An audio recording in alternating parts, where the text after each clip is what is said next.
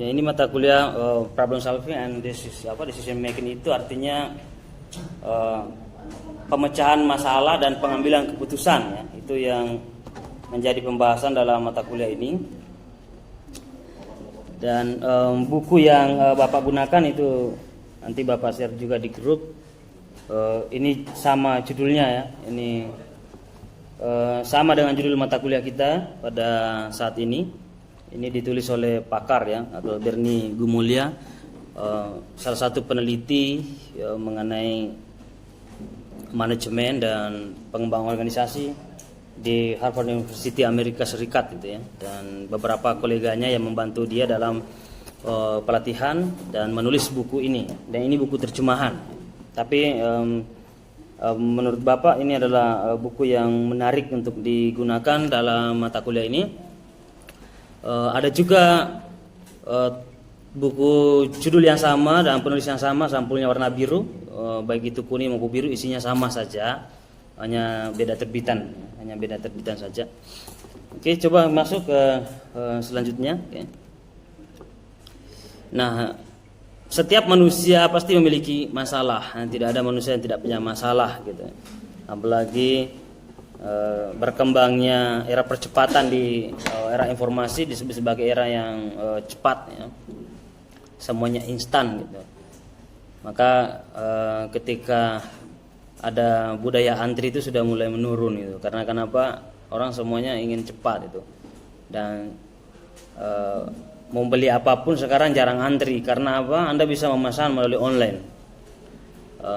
Inilah dunia, kita masuk ke era semuanya serba digital, ya, instan dan cepat, gitu. Oke. Anda lahir pada generasi, Anda hidup pada generasi yang instan, gitu, ya, yang cepat. Mungkin itu juga yang ditulis oleh Profesor Renal Kazali sebagai generasi strawberry, gitu, ya. Kita ini adalah generasi strawberry. Oke. Generasi yang lembek, gitu, ya. Kelihatan bagus tapi ketika dipencet saja itu udah gimana, ya, banyak mengeluh, gitu. Banyak masalah, banyak mengeluh. Dan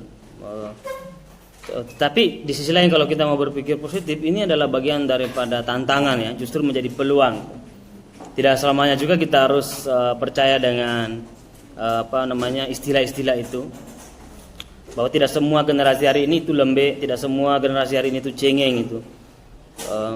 Tetapi generasi hari ini itu bisa memanfaatkan masalah menjadi satu peluang, ya, untuk lebih eksis, ya. Itu tergantung bagaimana Anda mengolah permasalahan. Nah, ada yang mengatakan bahwa segala sesuatu yang mendorong seseorang untuk bertindak itulah disebut sebagai masalah. Selama Anda masih diam, berarti belum ada masalah itu. Tapi ketika Anda sudah bergerak cepat, nah itu berarti sudah semakin cepat Anda bergerak, itu sudah masalah lebih banyak. Misalnya ada tugas makalah Anda ingin dipresentasikan minggu depan, tapi Anda santai-santai, gitu. Baru tadi nggak satu hari menjelang itu baru ngebut, berarti ada masalah di situ. Makin ngebut berarti Anda punya masalah banyak, gitu. Apalagi mata kuliah yang lain juga begitu, bersamaan. Anda punya masalah yang sangat. Nah, berarti Anda tidak mengenali masalahnya lebih awal waktu Anda tenang, itu. Tidak mengenali masalahnya. Oke. Salah satu tujuan mata kuliah ini adalah bagaimana kita mengenali masalah itu. Ya, kalau bisa mencegah potensi permasalahan, ya. Kalau bisa itu, ya, kita mencegah potensi masalah. Tapi kalau sudah masuk ke masalah, itu bisa ditemukan penyebabnya dan menemukan gejalanya, bisa. Nah, oke, coba lanjut ke slide selanjutnya mengenai. Nah, di dalam buku ini kita akan dipertemukan nanti 4 proses berpikir rasional di dalam dunia kerja, ya. Itu juga akan dibahas di pertemuan-pertemuan selanjutnya. Ini hanyalah kerangkanya saja, kerangka umumnya, bahwa ada 4 proses berpikir rasional di dalam dunia kerja. Yang pertama, saat kita perlu mendapatkan pemahaman mendalam terhadap masalah yang cukup rumit, itu permasalahan pertama yang akan diuraikan pada diskusi selanjutnya adalah bagaimana mendapatkan pemahaman yang mendalam terhadap masalah yang dihadapi, ya, yang sedang rumit dihadapi gitu. Itu yang pertama. Yang kedua, saat ada sesuatu yang berjalan tidak semestinya, itulah disebut sebagai juga masalah. Jadi ada yang mengatakan masalah itu ketika antara harapan dengan kenyataan itu berbeda. Nah, itu sudah masalah gitu ya. Anda punya harapan, tiba-tiba harapan itu diabaikan. Nah, itu kan menyakitkan gitu ya. Nah, itu juga masalah gitu. Jadi ada keinginan Anda dan itu tidak sesuai. Kemudian yang ketiga, saat kita perlu membuat pilihan. Nah, di dalam mengkaji permasalahan-permasalahan itu, Anda diharuskan untuk membuat opsi-opsi. Kalau misalnya dalam FGD atau forum group discussion itu atau rapat, Anda bisa mengambil berbagai opsi, ya, berbagai pilihan-pilihan. Nanti kan ditawarkan lagi ke teman-teman bagaimana opsi yang seperti ini, nanti disepakati lagi. Itu perlu, ya, membuat pilihan. Dan yang keempat, saat kita perlu membuat perubahan. Nah, ini langkah yang keempat. Nah, perubahan ini tidak mungkin terjadi kalau tidak mengenali masalahnya, gitu ya. Jadi mengenali masalah dari setiap aktivitas kita, setiap Anda bekerja, Anda beraktivitas, Anda mengenal masalahnya, memahami, maka Anda bisa membuat perubahan. Tuh. Belajar juga dari kesalahan sebelumnya, kan, atau permasalahan sebelumnya. Maka ada perubahan yang lebih baik. Oke, itu yang menjadi kerangka dasar dari mata kuliah ini. Bagaimana, ya, empat proses rasional, ya, berpikir rasional dalam dunia kerja gitu. Jadi ketika Anda bekerja dimanapun, baik itu Anda pimpinan atau bawahan, diusahakan ada perubahan, ada ide-ide baru gitu, cemerlang. Maka disitulah dibutuhkan kualitas. Disinilah tidak berlaku ijazah kalau di situ sudah bicara perubahan. Maka ada yang mengatakan bahwa ijazah hanyalah pintu pertama Anda masuk pada pekerjaan. Setelah itu yang menentukan adalah skill Anda. Bertahan atau tidak itu yang menentukan adalah kemampuan yang Anda miliki. Dan ide-ide apa yang Anda miliki untuk melakukan perubahan lebih baik, memajukan perusahaan, organisasi atau tempat Anda bekerja. Itulah disebut sebagai inovasi. Nah, kalau tidak ada, maka kita hidup itu statis, itu enggak dinamis, mengikuti apa adanya gitu. Maka suatu waktu Anda mengalami ketertinggalan. Inilah fungsi, ya, dari pikiran-pikiran orang itu. Nah, dari mana perubahan itu bisa digunakan, dilakukan dalam dunia pekerjaan? Itu melalui dengan berbagai macam pengalaman yang pernah Anda lewati. Pengalaman tradisi membaca, pengalaman kajian, kan, pengalaman untuk berorganisasi, itu, pengalaman untuk menyatu kepada masyarakat di saat Anda kuliah, terutama S1. Itu yang menjadi bekal. Nah, kalau tidak ada pengalaman-pengalaman begitu, maka Anda bingung di masa depan tuh, mau buat apa? Karena tidak ada gambaran tuh. Ya. Nah, sama dengan mahasiswa, banyak dulu teman-teman saya yang saya dengar, ya, dia bilang begini, saya kira masuk di perguruan tinggi sulit, ternyata keluar lebih sulit. Wah, saya kok heran, mengapa begitu banyak pendapat begitu? Apa masalahnya? Saya bilang, oh, masalah saya itu, wah, deskripsi, laporan akhir, tugas akhir itu. Skripsi saya itu diobrak-abrik oleh dosen, katanya. Mulai dari proposal itu dirobek-robek sampai menjadi skripsi gitu. Saya katakan bahwa ya karena skripsi yang kamu buat itu tidak persiapan sejak semester 1 gitu. Iya, maksudnya apa? Bahwa keilmuan yang Anda tuangkan dalam skripsi itu tidak Anda bangun sejak semester 1, 2, 3, 4, 5, 6 gitu. Instan. Justru teman-teman yang beberapa, ya, Bapak dan teman-teman lain itu merasa happy ketika ingin keluar. Mengapa? Karena apa yang kita tuliskan itu, saya menulis skripsi itu lebih 300 halaman. Ya. Saya penelitian di UIN Jogja, penelitian di Jakarta. Ya. Saya kuliah di UIN Makassar. Ya. Saya penelitian. Teman-teman ya cukup hanya di ruang lingkup Makassar saja dia sudah stres. Kalau saya tidak, ada aktivitas organisasi ditunjukkan di Jogja, ditentukan di Jogja, sekalian saya manfaatkan. Ya. momen organisasi mahasiswa, saya manfaatkan juga wawancara ke UIN Sunan Kalijaga. Nah, di Jakarta juga begitu. Jadi kita manfaatkan. Ya. Oke. Nah, itu skripsi ya. Karena kenapa? Kita punya pandangan bahwa jangan sampai tulisan akhir kita itu hanya ditumpuk di lemari perpustakaan kampus. Tidak ada yang membacanya. Gitu. Ya. Tidak ada orang membacanya. Nah, bagusnya itu kan pikiran-pikiran kita ada yang membacanya itu, ada yang mengkajinya. Gitu. Minimal menjadikan daftar literatur ya dari skripsi setelah itu didiskusikan, kalau bisa jadi buku gitu. Jadi waktu itu berkembang pemikiran Islam liberal ya, waktu Bapak awal-awal kuliah itu Islam liberal macam-macam itu. Nah, saya jurusan pendidikan. Saya punya ide bagaimana Islam liberal itu mencoba kita masukkan dalam dunia pendidikan. Nah, gitu. Ya, waktu itu menarik. Ditolak berkali-kali sama ketua jurusan saya waktu itu. Judulnya ditolak. Jadi ada 3 judul saya buat. 1, 2, 3 judul itu hampir sama saja. Ya, karena saya sudah persiapan kalau judul pertama ditolak pasti jatuh kedua atau ketiga sama saja itu isinya. Jadi cuma ada yang redaksi aja yang berbeda. Gimana ini kamu buat judul kok hampir sama? Harus ada diterima salah satunya. Gimana? Ya bolak-balik itu diterima. Dan itu menjadi pikiran pendidikan Islam liberal, ya, pendidikan Islam yang liberal. Maksudnya pendidikan Islam yang terbuka, tidak kaku. Mungkin kalau dalam dunia pesantren ada doktrin bahwa sami'na wa ata'na ya.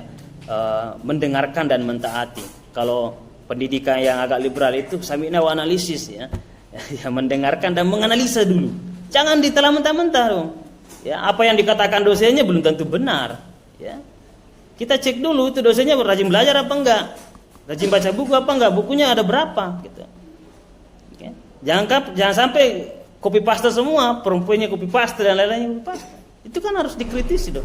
Masa saya harus bayar UKT mahal-mahal ya, waktu itu SPP namanya. Kalau saya datang ke kampus tapi ilmunya salah gitu. Itu kan masalah. Gitu. Ilmunya keliru. Nah, itu kan kita kritisi. Nah, itu namanya dunia pendidikan yang membebaskan ya tadi itu ya. Kalau dalam Islam liberal ini kan heboh ya, tapi kalau di bawah dunia pendidikan kan nggak begitu terlalu heboh. Nah, itu namanya inovasi. Nah, itu saya tulis skripsi begitu. Oke. Dan skripsi saya 4,00 ya. Nah, skripsi yang tertinggi ya nilainya. Tertinggi. Karena betul-betul kita serius meneliti. Oke. Itu berguna, ya, sangat berguna. Nah, itu yang saya gunakan karena mengapa waktu itu banyak teman-teman yang tidak kritis di dalam kelas karena dia menemukan masalah. Masalahnya itu dosennya ketika dikritisi sedikit itu pasti nilainya error. Nah, saya katakan apakah kita harus bungkam ya, mulut kita bungkam, diam hanya menerima kondisi begitu. Jadi saya menemukan masalah ya, masalah dalam dunia Islam liberal. Saya juga menemukan masalah dalam dunia pendidikan, di mana tidak ada kebebasan ekspresi para mahasiswa untuk menyampaikan pendapat. Beberapa dosen begitu. Ketika kritis sedikit itu tidak diperhatikan di dalam kelas itu, bahkan nilainya menjadi tidak bagus. Teman-teman yang memang memilih jalan kritis, dia udah tahu dosennya begitu, kita baik-baik kita akan ngobrol langsung ke rumah dosen gitu. Kita silaturahmi. Jadi saya bawa teman-teman saya untuk berdiskusi silaturahmi. Akhirnya kan banyak dosennya terbuka juga pikirannya gitu. Karena banyak, saya nggak tahu sampai sekarang masih ada nggak begitu ya. Tapi semoga tidak ada lagi karena ini sudah lama sangat berubah sekali. Akses pengetahuan sangat luar biasa ya. Ya, kalau 10 tahun yang lalu kan waktu Bapak kuliah sekitar 10 tahun yang lalu itu tentu literasi itu masih sangat kurang, kemudian akses pengetahuan masih kurang ya. Tidak secanggih dengan sekarang. Itu kan permasalahan yang harus diselesaikan. Begitu juga dengan Anda, besok mau selesai kuliah, mau nyusun apa tugas akhirnya. Ketika Anda angkat satu permasalahan Anda kuasai, jadi menyenangkan. Justru kalau waktu Bapak diuji itu merasa senang. Saya bilang kalau bisa diuji secara terbuka, semua bebas untuk melihat. Kenapa begitu? Karena kita sudah persiapan sejak semester 1. Kita kaji, kita belajar gitu kan. Kita menguasai referensi. Dan senior saya juga begitu dulu ya, begitu. Jadi kalau dia bahkan dia lebih parah, dia inginnya diuji secara terbuka di tengah lapangan, ditonton semua mahasiswa. Gitu kan, dia punya aturan. Ya, sekarang kan kadang-kadang cuma berapa 4 mata, 6 mata saja sama pembimbing sama penguji. Nah, itu kan kurang bagus ya. Tidak teruji keilmuan kita gitu ya. Mungkin itu yang disebut sebagai mahasiswa kerbitan ya, atau generasi kerbitan ya, kerbitnya dipercepat gitu ya. Tapi sekarang memang kita butuh percepatan, tapi kualitas juga perlu ya, sangat diperlukan. Nah, tantangannya hari ini bagaimana bisa cepat dan itu baru mutu gitu kan. Itu yang, nah itu artinya saya mengenali masalah waktu itu ya, mengenali masalah dalam dunia Islam, karena saya juga pendidikan agama Islam, saya ada Islamnya, ada pendidikannya, saya mengenali ada permasalahan dalam dunia pendidikan. Nah, maka saya coba kombinasikan itu ya, antara perkembangan Islam masa kini, perkembangan pendidikan. Nah, yang terjadi hari ini apa kira-kira? Itu yang bisa direspon tuh. Merespon permasalahan apa yang terjadi hari ini gitu. Orang wacana keislamannya apa gitu. Kemudian bisa juga dengan manajemennya bagaimana, itu bisa bisa dikaji lebih lanjut ya. Ada inovasi baru. Nah, itu tadi ada perubahan ya yang kita lakukan. Oke, coba lanjut. Oke, memecah proses berpikir ya. Nah, memecah proses berpikir menjadi beberapa langkah seperti tadi itu adalah bagian akan membantu kita mencapai kesimpulan yang lebih baik. Oke, jadi ada 4 proses rasionalisasi dalam dunia pekerjaan tadi, itu pemecahannya begitu supaya membantu kita mencapai suatu kesimpulan yang baik, yang tepat, memahami, memperbaiki dan meningkatkan pendekatan ya. Ada pendekatan yang kita gunakan. Oke, lanjut coba di bawahnya.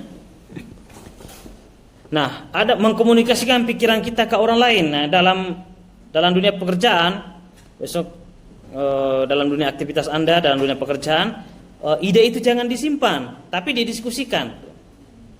Jangan sampai ide itu nanti orang lain mengungkapkan, saya juga sebenarnya idenya begitu. Anda didahului sama orang-orang. Nah, di sini Anda dibutuhkan kecepatan ya, kecepatan dalam mengungkapkan solusi. Persoalan diterima atau tidak itu urusan belakang. Ya, penting Anda sudah mengemukakan apa yang Anda pikirkan. Kan itu menjadi bahan diskusi. Barangkali apa yang dipikirkan itu berbeda dari orang lain. Justru itu bagus. Perbedaan itu harus kita terima. Kemudian melibatkan orang lain secara efektif dalam pemecahan masalah dan meneruskan kemampuan ini kepada orang lain. Oke, jadi dalam pemecahan masalah kita melibatkan berbagai orang, berbagai aspek supaya menemukan titik terang. Jangan mengandalkan diri sendiri.